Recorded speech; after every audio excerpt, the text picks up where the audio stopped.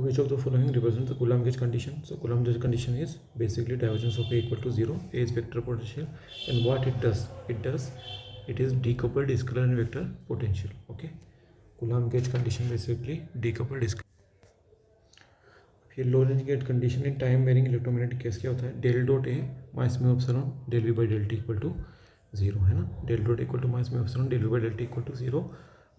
मतलब यहाँ आएगा तो प्लस आ जाएगा, प्लस करेंगे तो इसका एक और फॉर्म है. क्या है फॉर्म? एक और लो एंड गेट कंडीशन का, एल जी कंडीशन का एक और फॉर्म क्या है? सॉरी ओनली, हाँ Lorenz condition, only Lorenz condition. Lorenz condition क्या होती है? Del dot A plus 1/c del five by del t equal to 0. ये भी अपने को याद रखनी है थोड़ी सी, ये पूछ सकता है. ठीक है. और यहाँ पे क्या पूछे इसने? Lorentz gauge in time varying electromagnetic case. तो क्या होता है? Del dot equal to minus mu naught epsilon naught. तो बेसिकली वही है, ये क्या है? 1/c² आएगा. If the divergence of vector potential at a point del dot A, हाँ del dot A in the fluid is non zero. तो non zero divergence क्या हो रहा है? एक्सपेंड कर रहा है, डाइवर्ज कर रहा है. Fluid expanding. अब ये फ्लूइड एक्सपेंड कर रहा है, उसकी डेंसिटी क्या होगी? कम होती जाएगी टाइम के साथ में. और पॉइंट सोर्स फील्ड है ना, सारे वहीं से निकलेंगे ऐसे करके. ये डाइवर्जेंस को तो बोलते हैं फैलाव को, स्प्रेडनेस को बोलते हैं ना, जितना वो स्प्रेड कर रहा है उतना. Under the Lorenz gauge condition the electromagnetic potential V is related to magnetic vector potential A is. So अपनी लोरेंज गेज कंडीशन है, the electric potential V is related to magnetic vector potential A. कैसे relate करेगा है? वही भी पढ़ा, del dot A plus mu naught epsilon del V by del T. यहाँ पे क्या था? 1/c del five by del T. कहाँ से है? देखो del dot V minus 1/c² del two upon del t square equal to minus del dot A होता है लो एंड गेट कंडीशन में, याद रखनी है. सो डेल डॉट इधर लाएंगे तो 1/c² del V upon del t की तो 0 है इसके लगा. और del dot A plus mu epsilon del V by del t equal to 0. ठीक है. अब देखो क्या पूछा है? वही द वेक्टर पोटेंशियल सेटिस्फाइड. कौन सी कंडीशन? Lorenz condition. कौन सी condition? Lorenz gauge condition. कैसी होती है लो एंड गेज कंडीशन? ये डेल क्रॉस बी हमको पता है, यहाँ से B equal to del cross रख दो, और हमने वो क्या बताया? यहाँ से बी रख दो. क्या होता है B? Del cross B mu 0 J plus J D, और जे डी के epsilon del by del T displacement current. और यहाँ पे ई क्या होता है? इसके लिए वेक्टर पोटेंशियल का time derivative minus del by del T रख दो यहाँ पे. Mu J F minus epsilon del by del T minus del two A. और इसको तो बाहर चले जाओ, इन दोनों को प्लस कर दो, इसको मतलब इन दोनों की साइड चेंज कर दो. यहाँ बचेगा del two del t square minus mu naught J F. ठीक है. 6 and 4 rectangular waveguide is filled with reflective index. There are the range of frequency निकालेंगे. कहाँ से निकालेंगे range of frequency? पढ़ा है अपनों ने. n equal to C by V होती है, वो इसको बोलते हैं एप्सिलॉन अंडर रूट में R, under root epsilon R. और फ्रीक्वेंसी कितनी होती है? v/2 m/² plus n/v². अभी 10 में कैसे निकलेगी? रख दो v/2 और यहाँ a बचेगा. अब देखो यहाँ से निकालो, ये v क्या होता है? c/n. रख दो c/n, ऐसे c/v निकल जाएगा, वैल्यू रख दो. तो 2 गीगाहर्ट्ज़ और 3 गीगाहर्ट्ज़ के बीच में. अभी देखो वेव फंक्शन कैसा है? साइन में और इसमें. तो ये तो अपने पास E1 है. अब देखो e की power sine x minus Y.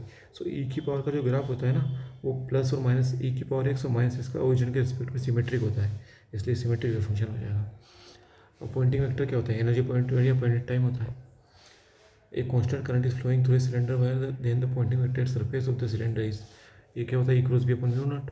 अभी सिलेंडर के कोऑर्डिनेट में तो ये होता है जेड में और बी होता है फाई में. Z cross phi equal to minus R K. क्या होता है? इन्वर्ट. क्या एनर्जी पॉइंट क्वेश्चन एक्सचेंज या पॉइंट टाइम सोल्व कर लो. m1 t/3 l0 होता है. पॉइंट वेक्टर रिप्रेजेंट क्या करता है? Present power density vector producing electromagnetic field है ना. इलेक्ट्रोमैग्नेटिक फील्ड प्रोड्यूस करता है.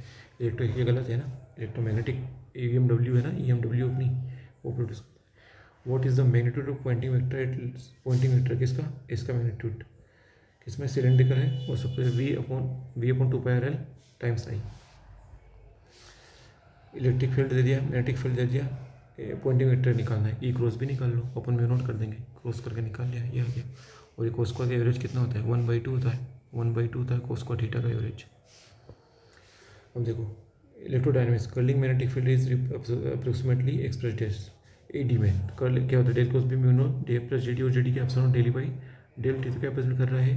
Current density plus electric field का वेरिएशन. इसको डी को एप्सिलॉन में लिख दिया है ना. एप्सिलॉन को एप्सिलॉन ई क्या होता है? एप्सिलॉन ई क्या होता है? टी होता है. यहाँ लिख सकते हैं अपन. अभी देखो ये दे रहा है the magnet is allowed to pass. अब मैग्नेट पास करेगी तो क्या होगी, ये माइनस d5/dt मीन्स प्लस में चेंज पहले ज़्यादा होगा, है ना, ज़्यादा होगा मतलब डायरेक्शन कैसे हो जाएगी, डाउनवर्ड। और फिर इसके बाद जब जाएगा तो मैग्नेटिक फ्लक्स में चेंज क्या हो, कम होगा, लेकिन डायरेक्शन कैसी हो जाएगी, अपवर्ड। अभी rectangle cross section area A is placed in a uniform constant electric, uniform constant electric field ये रहा। The plane of the rectangle makes an angle 30 degree with the direction of electric.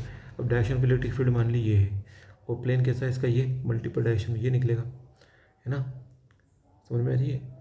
बस ये ध्यान रखना, ये uniform electric field अपने ऐसे माना, तो इसका प्लेन कौन सा है, ये वाला प्लेन है, इन दोनों के बीच में एंगल कौन सा है, 30 डिग्री है, ठीक है। बस ये पकड़ना है अपने को। तो अपने को निकालना है ई डॉट ए को 60 निकलेगा। अगर ये बोलता ना एरिया के साथ दिया है तो ठीक होता। इसने क्या बोला, the plane of the rectangle, plane of the rectangle, तो इलेक्ट्रिक फील्ड के साथ बना है 30। और ये ऐसा यूनिट ऑफ मैग्नेटिक डायपोल कितना होगा, कूलम इनटू मीटर, इसको बोलते हैं D/. A circular loop and square loop है सेम पैरामीटर, तो पैरामीटर से 2πr = 4 है, यहाँ से एक वैल्यू निकाल ली। अब अपने को मैग्नेटिक डायपोल मोमेंट निकालना है, तो क्या होता है, m = I × ए सर्कल के लिए और किसके लिए, स्क्वायर के लिए रख दो, 16 कर लो 4/π। अब क्या बोले, इलेक्ट्रिक और मैग्नेटिक डायपोल, मैग्नेटिक और इलेक्ट्रिक डायपोल आई ये होता है, यहाँ कूलम इनटू मीटर होता है, मीटर पर सेकंड आ जाएगा answer. Energy minus P cos theta होती है, अपने को पता है बचपन से, मतलब 12th क्लास से। Electric dipole is placed in uniform electric field, the net electric force of dipole always zero. Force always zero होती है ना डायपोल पे, तो ऐसे होता है ना, इधर QE minus QE force zero कर देगा वो, प्लस चार्ज Q इधर minus charge Q minus QE plus QE, total net कितना हो गया, जीरो। और ये kp/r³ थीटा प्लस में। और मोनोपोल क्या होता है, del dot B equal to 0 होता है। Electric field at large is वो kp/r³। अब देखो ये बहुत अच्छा क्वेश्चन है, वो पूछ रहा है, ये पूरा दिया हुआ है, पढ़ लेना अच्छे से। पूछा है पावर का रेशियो, पावर किसके, फ्रीक्वेंसी के 4th पावर के, बस सीधा 10⁻40 1/256। अब देखो ये होता है फॉर्मूला, क्वाड्रपोल के लिए पूछेगा, किसके लिए पूछे, ये फॉर्मूला होता है पोटेंशियल का 1/r² n+1, और ई का होता है 1/r² n+2। मोनोपोल के लिए n0, डायपोल के लिए n = 1, क्वाड्रपोल के लिए n = 2, ट्राइपोल कोई होता ही नहीं। मोनोपोल में n0, डायपोल में n = 1, क्वाड्रपोल में n = 2, रख दो n = 2, तो पोटेंशियल हो जाएगा 1/r³, इलेक्ट्रिक हो जाएगा 1/r4। Magnetic dipole is formed circulating sinusoidal current, consider the dipole perfect dipole if peak value of the current following is doubled. तो पावर होती है वो करंट के डायरेक्टली प्रोपोर्शनल होती है, तो 4 टाइम्स हो जाएगा। वही क्वाड्रपोल के लिए पूछा है, तो 1/r³ हो जाएगा, n = 2 होता है क्वाड्रपोल के लिए। पॉइंट पी एन क्यू दे रखा है, the ratio magnetic vector potential, vector potential क्या होता है 1/r⁴n+1। तो क्वाड्रपोल किसके लिए पूछा है इसने, डायपोल। डायपोल के लिए क्या होता है n = 1, मोनोपोल के 0, डायपोल के लिए n = 1, रख दो, तो v inverse proportional to 1/r² कर दो स्क्वायर डिस्टेंस का। ये पूछा है जे। अब जे कहाँ से आता है, जे होता है 1/μ0 डेल क्रॉस बी होता है, ये याद रखना बहुत इंपॉर्टेंट है। जे क्या होता है 1/μ0 डेल क्रॉस बी होता है जे। और बी कहाँ से आएगा, डेल क्रॉस ए से आएगा, तो बस 2 बार इसका निकालना है, क्रॉस प्रोडक्ट आंसर आ जाएगा अपने पास। अब ये पूछा है magnetic dipole of dipole moment M is placed in uniform magnetic field B, the position vector of the dipole R is the torque acting on the dipole of the origin. क्या बनेगा, to = m×b, और torque बनेगा, तो मतलब इसमें दोनों electric और magnetic bolt दोनों आएंगे, r×f, और f की वैल्यू आएगी del dot m dot b, है ना। QE होता है इलेक्ट्रिक में, क्या होता है QE, और यहाँ क्या आएगा मोनोपोल m, और ई की जगह जाएगा b, r×f। So thank you, ये अपना खत्म हो गया इलेक्ट्रोडायनेमिक्स, है ना। क्वेश्चन सब कल ही बस एक बार रिविजन करना, करवा दूँगा। Thank you very much, bye bye.